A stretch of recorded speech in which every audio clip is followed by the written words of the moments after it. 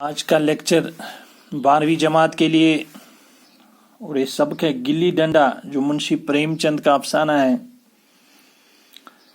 اس کا خلاصہ پہلے پیش کیا جائے گا اس لیکچر میں. پریم چند کے اس افسانے میں متکلم ایک انجینئر ہے.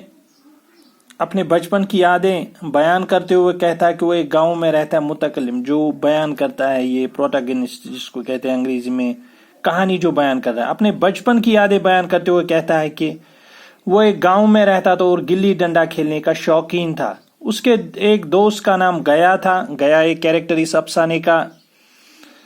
گیا گلی ڈنڈا کھیلنے میں بڑا ماہر تھا. گیا گلی ڈنڈا کھیلنے میں بڑا ماہر تھا. ایک نچلے طبقے کا کردار، لیکن بہت اچھا گلی ڈنڈا کھیلتا تھا، ماہر تھا اس میں. ایک دن دونوں دوست گلی ڈنڈا کھیل رہے تو وہ پد رہا تھا اور گیا پدا رہا تھا. تو ایک دن دونوں دوست گلی ڈنڈا کھیل رہے تھے. یہ کہانی اس کی جو خلاصہ پیش کیا جا رہا ہے اسی انداز میں یہ پیش کیا جائے گا. خلاصہ پورے جملے یہاں پہ پیش نہیں کیے جائیں گے سبق کے کہ کیسے کھیل رہے تھے. مختصر جو خلاصہ ہوتا ہے اس کہانی کا نچوڑ پیش کیا جائے گا. جب گیا کے پدنے کی باری آ گئی تو متکلم گھر کی طرف بھاگنے لگا، لیکن گیا اپنا داؤں لیے بغیر اس کو چھوڑنے والا نہ تھا. تو جب گیا کے پدنے کی باری آئی، جب گیا کی باری آ گئی کھیلنے کی، تو اس متکلم کی فیلڈنگ جس کے کہہ سکتے ہیں آپ یہاں پہ گلی ڈنڈا میں بھی، تو وہ آ گیا تو وہ بھاگنے لگا گھر. لیکن گیا اپنا داؤں لیے بغیر اس کو چھوڑنے والا نہ تھا. لیکن گیا اس کو چھوڑنے والا نہیں تھا، وہ پدنا چاہتا تھا اور پدانا چاہتا تھا متکلم کو. دونوں میں جھگڑا ہو گیا. دونوں میں جھگڑا ہو گیا.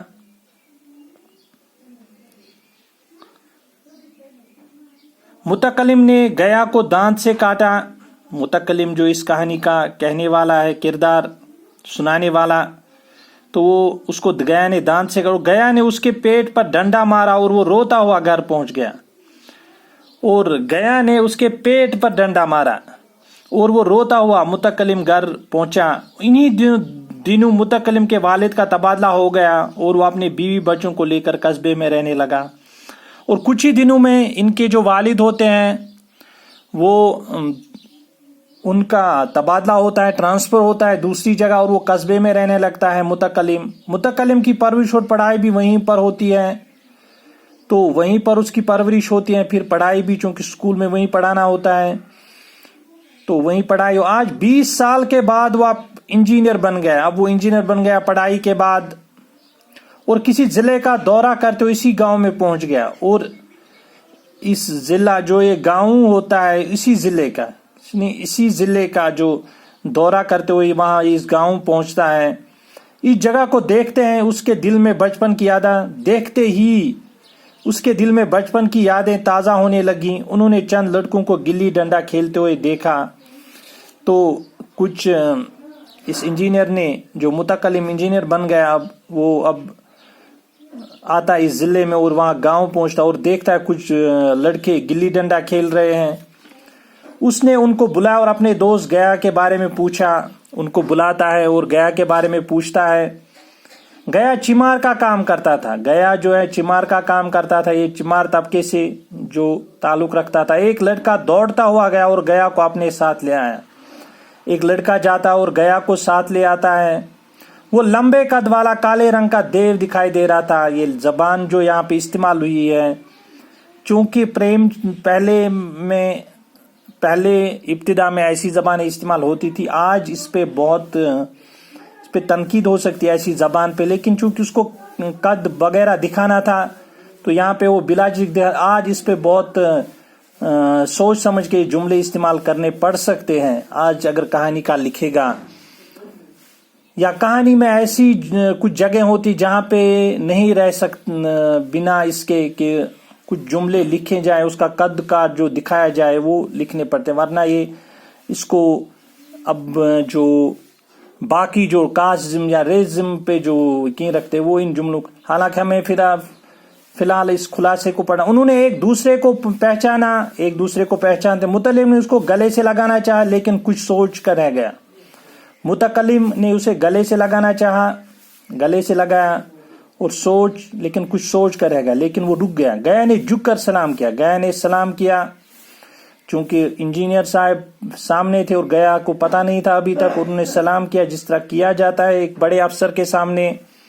ایک چھوٹا انسان اس طریقے کا کہ وہ ایک نچلے طبقے کا ایک کردار ہے. دونوں میں کچھ بات چیت ہوئی اور متکلم نے گیا کو بچپن کے ایک ساتھ طرح گلی ڈنڈا کھیلنے کی دعوت دی. دونوں میں بات چیت ہوتی ہے اور گیا کو کہتا ہے متکلم کہ ہم ایک ساتھ گلی ڈنڈا کھیلیں گے، اور کہا کہ تمہارا ایک داؤں جو ہمارے اوپر رہ گیا وہ آج لے لو.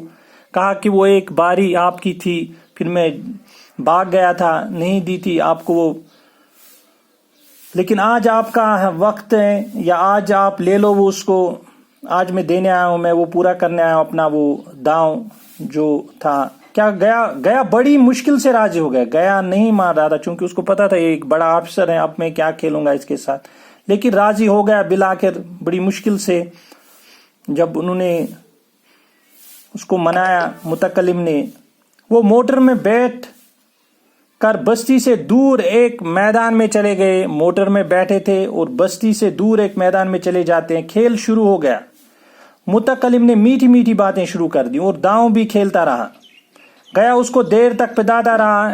ایسا لگ رہا تھا کہ اب گلی ڈنڈا کھیلنا بھول گیا تھا. متکلم داندی کرتا ہوا اپنا داؤں کھیلتا رہا اور گیا گلی کے پیچھے پیچھے دوڑتا رہا، لیکن اس نے کوئی شکایت نہیں کی. متکلم کو گیا کی سادگی پر رحم آ گیا اور گیا کو داؤں دے دیا. گیا نے کہا کہ اب تو اندھیرا ہو گیا، لیکن متکلم نہیں مانا. گیا نے پدانا شروع کیا، لیکن وہ 1 منٹ سے کم میں وہ اپنا داؤں پورا کر چکا اور اپنی ہار مان لی. پھر وہ دونوں موٹر میں بیٹھ کر واپس آ گئے. راستے میں گیا نے متکلم سے کہا کہ کل وہاں گلی ڈنڈا ہوگا جس میں سبھی پرانے کھلاڑی کھیلیں گے. راستے میں گیا نے کہا متکلم سے، جو کہانی سنا رہا تھا ایک کردار اس کا ہے، اس کو کہا کہ کل ہم سب کھیلیں گے، سب آئیں گے کھیلنے. اس نے متکلم کو بھی آنے کی دعوت دی. متکلم کو بھی کہا کہ آپ وہاں آئیے اور دیکھیے یا آپ بھی کھیلیے. اگلے دن جب متکلم گلی ڈنڈا کھیل دیکھنے گیا تو گیا کا کھیل دیکھ کر دنگ رہ گیا. تو گیا کا جو کھیل اس نے دیکھا وہ بہت دنگ رہ گیا. کل کی سی وہ جھجک، وہ ہچکچاہٹ، وہ بے دلی آج نہ تھی. اس کو لگا کہ کل اس نے جو جھجک کے ساتھ کھیلا، ہچکچاہٹ کے ساتھ کھیلا میرے ساتھ کل شام، لیکن آج وہ دکھائی نہیں دے رہی وہ ہچکچاہٹ. وہ بے خوف و خطر کھیل رہا تھا. ایک نوجوان نے کھیل کے دوران کچھ بے ایمانی کی، لیکن گیا کا تمتماتا چہرہ دیکھ کر وہ ڈر گیا. اسی دوران ایک نوجوان نے کچھ بے ایمانی کی، لیکن گیا کو غصہ آ گیا اور گیا کا جو چہرہ دیکھ کر وہ ڈر گیا. یہ جو ایک نوجوان ہوتا ہے.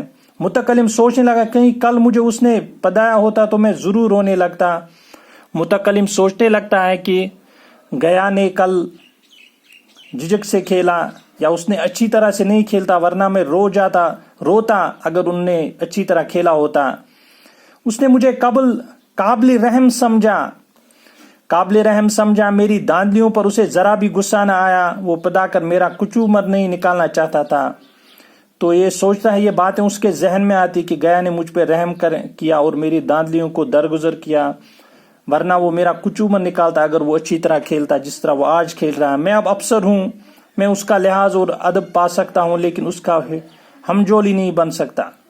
اب یہ دل میں سوچتا ہے کہ میں اب بڑا افسر بن گیا اور گیا وہیں پہ ہے، ایک نچلے طبقے کا کردار، ایک غریب طبقے کا کردار، اور اب ہم اس طرح نہیں مل سکتے. گیا نے بھی یہ جان لیا ہے، یا جو سماج ہے اس میں ویسی ہی جو تفاوت ہے، تو اس وجہ سے ہم اچھے نہیں. جس طرح ہم بچپن میں کھیلتے تھے بنا کسی لالچ، بنا کسی خوف کے، بنا کسی تفریح کے، اس طرح اب نہیں کھیل سکتے.